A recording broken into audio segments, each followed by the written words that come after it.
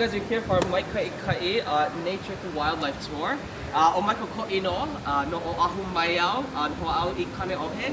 I've been a cast member here for over 12 years now. Born and raised here on Oahu. I live in Kaneʻohe on the east side of the island. And we're going to start off on this side. So actually, why don't we come down here? I've got a good view. You guys can find anywhere here on the railings here. We have the best view of our Waikolohe Valley. So in Hawaiian, Wai means water, Kolohe means mischievous or rascal. So out here we have our Waikolohe, our mischievous waters. Now as soon as you're gazing up into this beautiful view, what are some of the things that immediately capture your eye? Go ahead, shout it out. The magic mountain. The rock, oh my goodness, yes, of course. So this is called our pu'ukilo. Pu'upilimai, repeat after me, pu'ukilo. Pu'ukilo. Good, our pu'ukilo is our lava outcropping reaching toward the sky. In it, of course, has our water slides, but if you look close enough, you may notice these ki'ipohaku, or these stone images carved into the rocks. Now, as you folks are swimming down the Waikolohe stream, have you folks seen any of these ki'ipohaku? Yeah, what have you guys seen? Oh, Yeah, you see a lot of i'a, very good. What else? Some crabs, yeah. Actually, while we're up at this vantage point too, you'll see a lot more. If you look at the very tallest peak of the pu'ukilo, you may notice that it's a honu. It's a green sea turtle. Oh yeah, it swimming is. through the sky. Oh. Yeah. If you look right below the honu, you'll see even a larger one. Its head is here, its neck comes around, and its opu sticks out. Right above the trees, you'll see it's a seahorse. I thought it was the mango mojito. Let's say, when it starts to train your eye a little bit more. So, if you look at the second tallest peak, what can you see? It kind of does. It's actually a pua'a. It looks just like this. Yeah. But its tusks are out. Its snout is up to the sky. It's a boar. All these it is. haku you'll find in our rocks. These are all animals. And these are all native Hawaiian animals. Okay. So you won't find any like lions or tigers or bears. You'll see a lot of i'a, a lot of native Hawaiian fish. You'll see a lot of manu, a lot of birds that fly up in our kuahiwi. I always have guests that come back to me and they'll say, I pass this rock 5 times every day and I did not know these are whales. If you ever see water just shoot out of the rocks into the sky, you'll notice that's actually the blowhole. But if you take a closer look at it, you'll see there are 3. And there's 3 humpback whales out of the water slide. So as we go into the valley, we'll see how many we can find. By chance, have you folks been to Walt Disney World? Yeah? Have you been to Animal Kingdom? Yes. So the Tree of Life is made by an Imagineer. His name is Joe Rohde. Joe Rohde actually used to live here in Makiki for about 7 years when growing up. When he came back to Aulani, he incorporated that same concept with all the animals into our valley in a lot more subtle way. You know, Yes, that's him.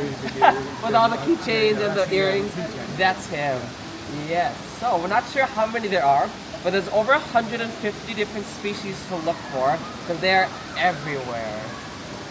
Actually, while you folks are waiting up here as well, you'll see a couple more behind you as well into the rocks. Yep, you see a couple more honu, a couple more green sea turtles, and you'll also see a puki. Where? What animal is a puki? Right next to the turtles. The turtles. A little bit more abstract. You see his mouth and his eyes right over here. He's wrapping himself around the building. It's an eel. Wow, there's much more.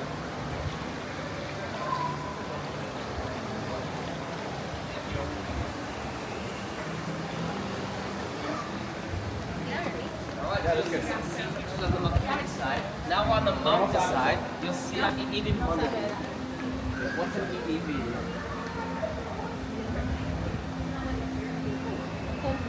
Watch, I'm gonna point it out to you and be like, ah, there it is.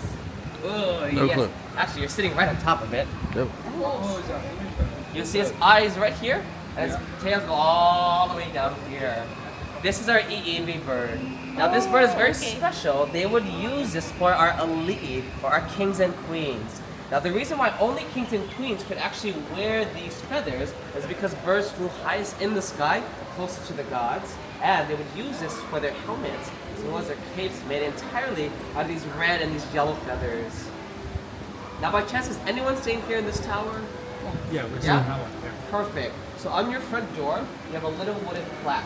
Yeah. What's Yeah. carved into your front door? I didn't notice. Have you? I'll give you one guess. It's a bird. It is the I'iwi bird. We'll talk a little bit more about that bird. Well, let's make our way outside.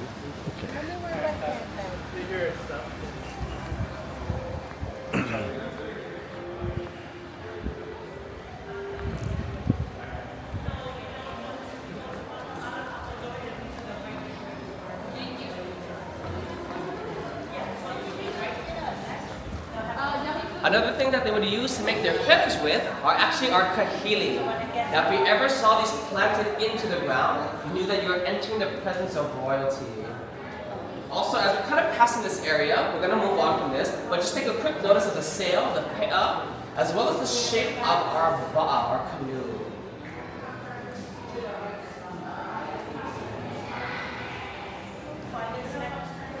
That's going to be Chinese taxi. They're coming from the circle. Now, as we are leaving the White Island Tower, our resort is actually based off of a few themes. So, since now we're in the Ever Tower, I'm guessing this is where you folks are staying? Mm-hmm. Yeah? No. Now, you see two of our female goddesses. By chance, does anyone have a guess who that is at the very top? Not quite. She's a lot older than her. Her name is Pele. Pele is goddess of fire, lava, and volcanoes. Now the story of Pele, she was banished from her home. So she jumped into her va'a, her canoe, and she sailed across the Pacific Ocean looking for her next suitable home. With her o'o, her digging stick, it wasn't until she came upon the Hawaiian Islands where she struck the ground and she found water. It would clash with her fiery personality, so she went each island digging and digging. It wasn't until she went all the way to the Big Island where she struck the ground and she found fire. That's where she resides now, in the lava flows on the Big Island. Has anyone been to the Big Island? No?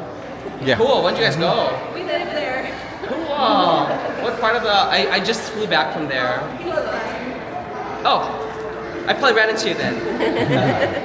Yeah, so again, as we're entering this side, this entire theme, as we look at the mural here on this side, as we look at all the details and features, this side is known as our Hina side. On this side, you'll see all the artwork of the Wakine, or the women. Now, as you split the resort in half and go to the opposite side, that is known as our Ku side. You'll see all of our kane, all the details, all the artwork, all the architecture is based off of our kane, or our Ku energy. This is Kane and Kanaloa. They are the gods of salt water and fresh water, and they are brothers. And with their o'o, they are digging to find fresh water. Unfortunately, we're not here to talk about the artwork here. Let's go outside. Okay.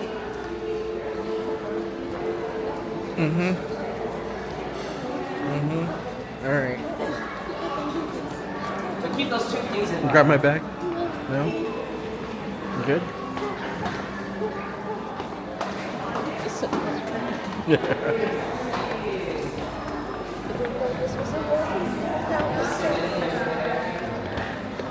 okay?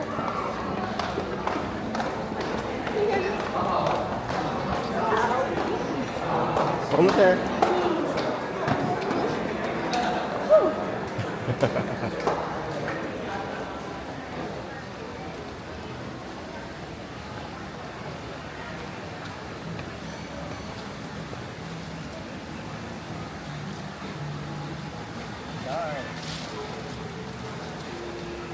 Our gardeners do such a good job.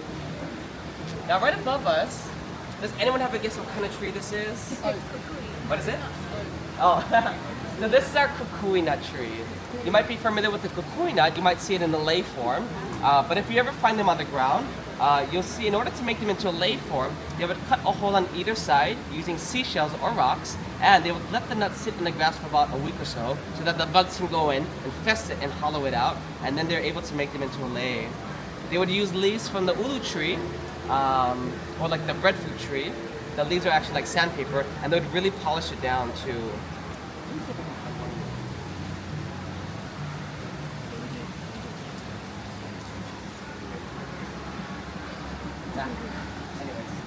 But what they would do, what they have found is that actually these kukui nuts are really rich in oils. So they didn't eat kukui nuts as they discovered it's a laxative. So don't eat kukui nuts, different from macadamia nuts, those are ono. But what they would do with the oils, they would skewer several kukui nuts onto a stem of a palm tree. From each nut, they would illuminate it, and the oils in it would last about 5 or 8 minutes at most. The oils would drip down and go to the second nut. That's why all around the resort at nighttime, you'll see the kukui nut torches lit. Let's see. Next year you come back and YouTube will be here.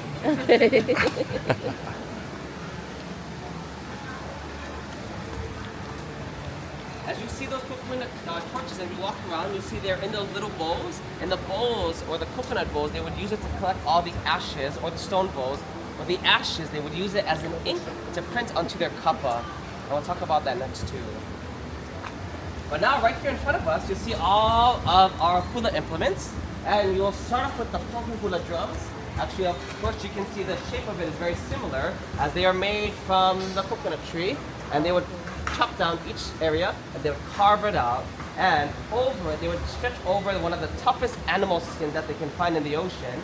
Does anyone have a guess what animal? Seal. No. Ooh. Whale. Whale? A shark. Very good. They would use shark skin.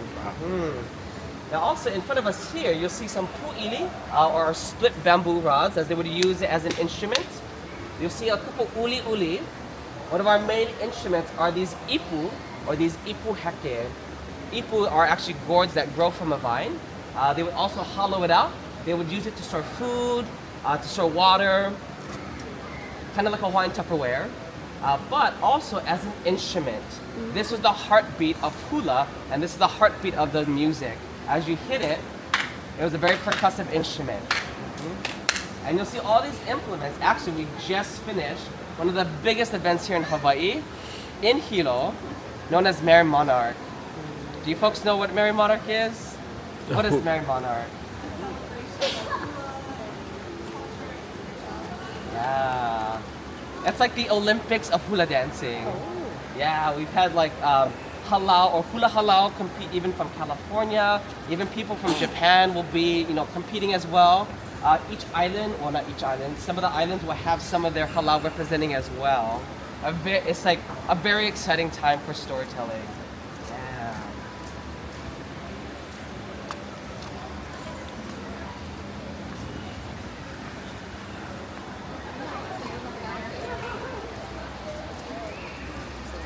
Our next station here, this is our kappa station.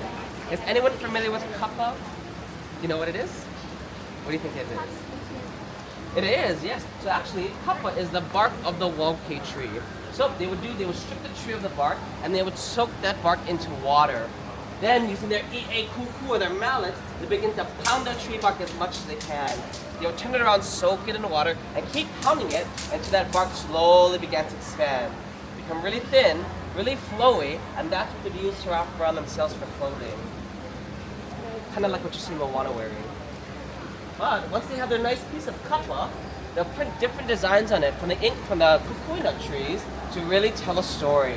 So if you saw these more geometric patterns of triangles, that means you wore that and you lived up in the Mauka, or the mountains, and you're in charge of all the vegetation, all the farming.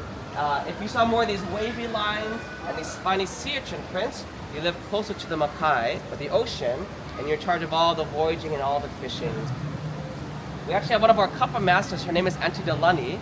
She's actually from Waiʻanae, and she has created all of our kappa prints across the resort. You see in the carpets, in the wallpaper. But if you take a real close look at it in these geometric patterns, you'll see some hidden Mickeys into them too. It's a very special Mickey that you'll only find here at Aulani. From these geometric patterns, also you'll see them in all of our windows. Now, as we're looking at the Waiʻanae Tower, you'll see up in those Aulani arches, you'll see those, triangle peaks. That is representing the Mauka, or the mountains. Flying in the mountains is the iiwi bird you'll see on your door. By chance, which tower are you folks in? Got it. Is anyone here? No? No. So if you folks ever get a chance to see what's on their door, all the rooms on this side are themed after the Makaʻikaʻi, or the ocean. So, at the very top, I know you can't see, but we'll see those wavy lines. That's Okay. spiny sea urchin print representing the waters. On their door, you'll see carved into their door is fish. That is a very special fish. It is our state fish. Yeah. By chance, have you folks learned the name of our state fish? It's a really long one, isn't it? Go for it. The kumu kumu nuku nuku apua is carved into their door. Yeah. So all the rooms, as far as Mauka to Makaʻikaʻi, from mountains to ocean, that is the theming too. So actually, when you go back to your room too, take a look what's on your door. Take a look what's on their door. You'll see all the different patterns carved into it, and you'll also find some hidden Mickeys into it too. Wow. You need to look for hidden Mickeys. I've been here 30 years. I didn't know that. Right, you're right.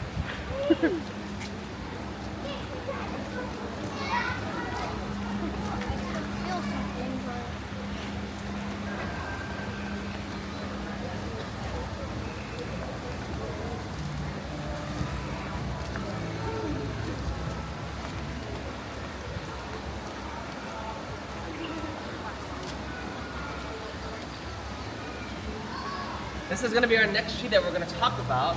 This is our pandanus tree, or the lauhala. So lau is leaves, hala means death. So actually what they would use for these leaves, once they have fully hala or died, they would utilize the leaf and they would remove all the spines off of it and then begin to soak it in water and open it up. As you can see, they're already in strips and they'll begin to weave them. One of the main things that they would use to make their pe'a or their canoe sails is by weaving lauhala into their sails. So as we saw upstairs, you'll see that it's actually made out of, well, not kapapa, it's made and woven from lauhala. You'll also see them made to create mats, as well as beautiful papale, or beautiful hats. One of the most beautiful art forms here in Hawaii, actually very time intensive, is to see a lauhala hat. If you ever see one, they can even range up to $1,500, but they're beautiful creations here. Also, something interesting about the pandanus tree, they also, the female ones would bear fruit. The fruit looks very familiar, but it actually looks like a pineapple. But we know pineapples don't grow on trees. What it is, actually, they would break off into little keys. If you ever see a key, actually, if you ever find them down at the beach, you'll see the little keys are actually like paintbrushes, and they would use to paint all the ashes to stamp on their couple prints. But this one is a male tree.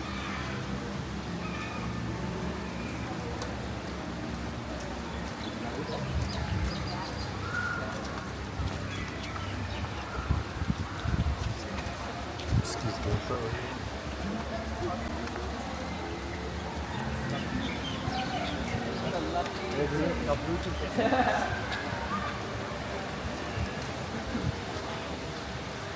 So we're going to see a little va'a here on the side, again looking at the sail, as well as the shape of the canoe again.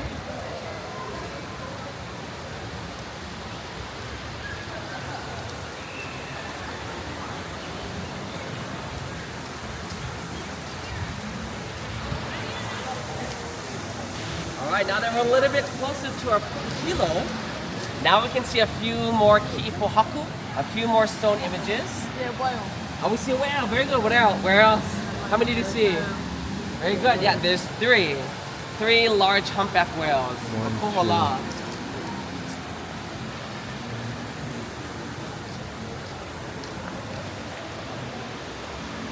The last one here is carved.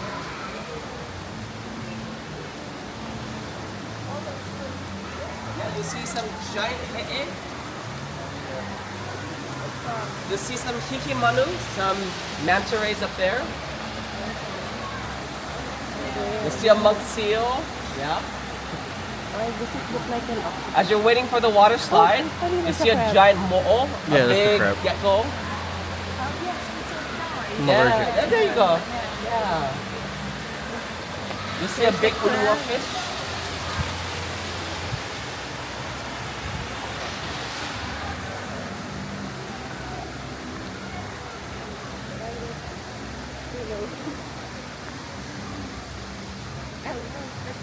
We're going back to where we're at.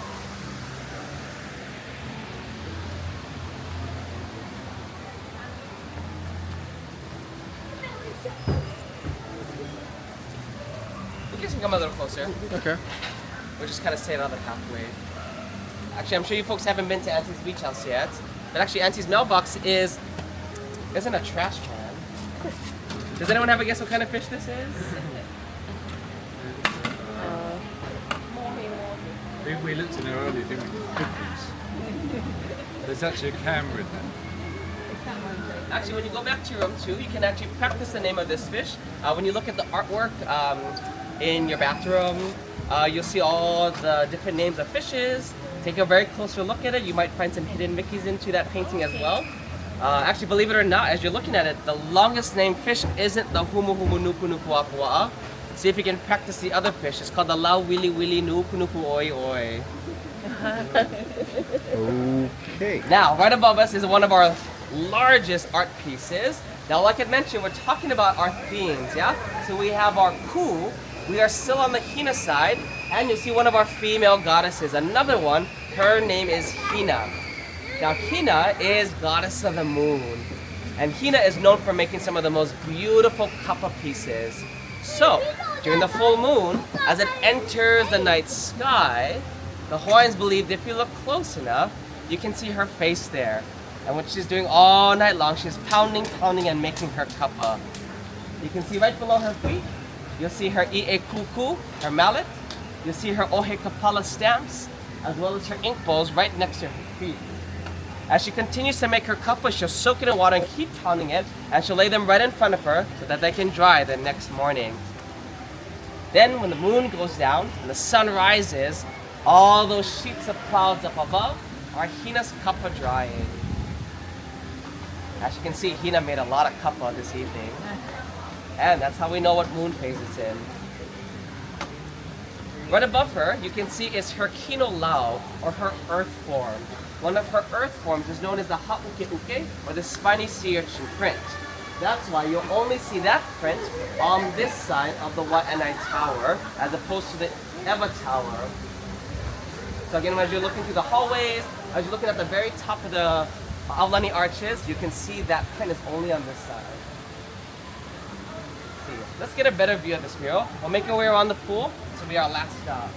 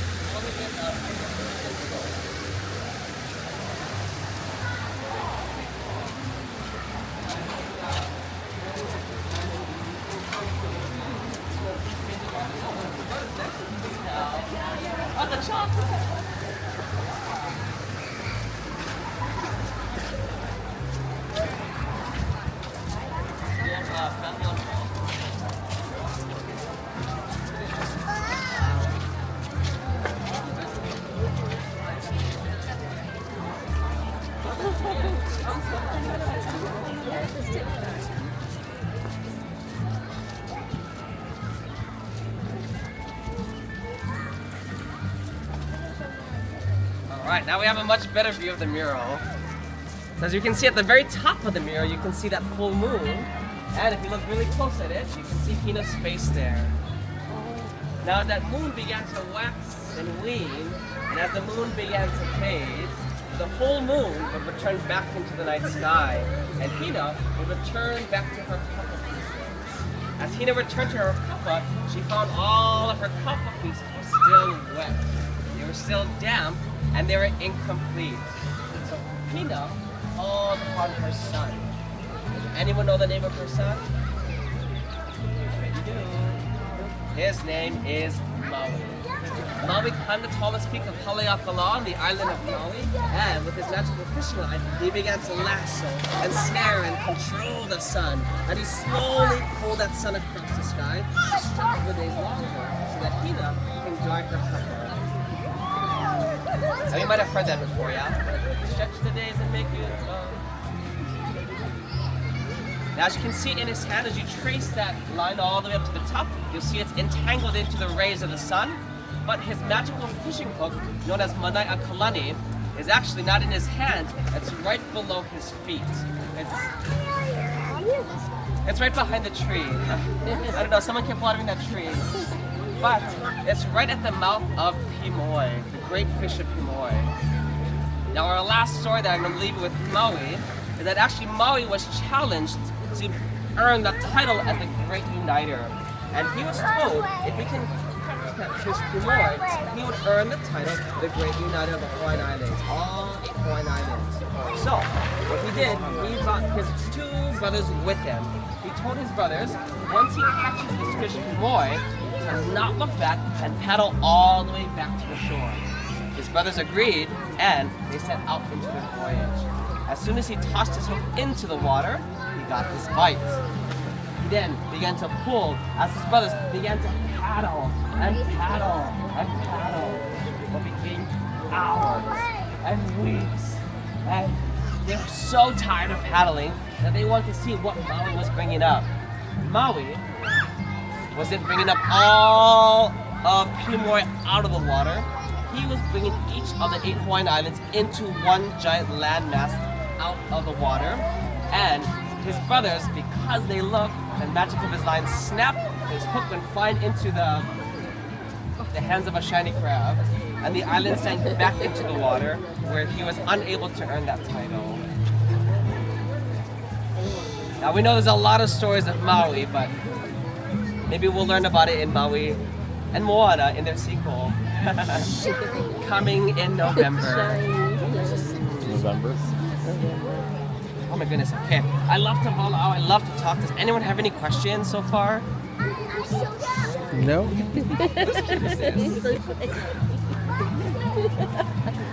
Well, one of the things also that we love to find around the resort, if you folks ever come back to another one of our tours during your time here or the next time you're here, you'll meet all of my ohana, you'll meet uncle, you'll meet my cousins.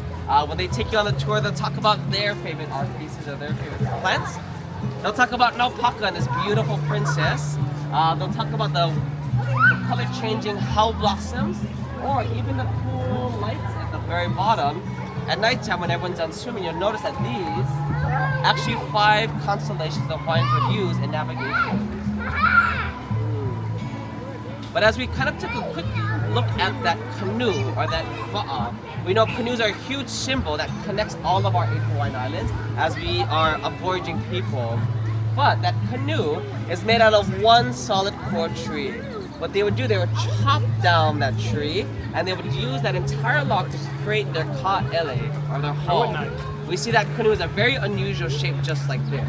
But because it is made out of one solid tree, they had to turn the entire canoe upside down to let all the water out, and they would store the upside down canoe in a halava'a, or a canoe house, exactly in the shape as the tops of the towers. Or the same shape as our Makaʻikaʻi lobby, as well as our symbol for the resort too. Now since you folks been here about a week or so, have you folks learned what does Aulani mean? Messenger of the chief. Very good. Yes, messenger of the chief. Actually, that name was given to this resort by the caretakers of this land. So actually, Disney didn't name the resort, the locals did. And that name came to him in his dream, a practice that we use to get all of our Hawaiian names from. So with that idea, that our last thing that we're going to talk about, that idea of messenger of the chief.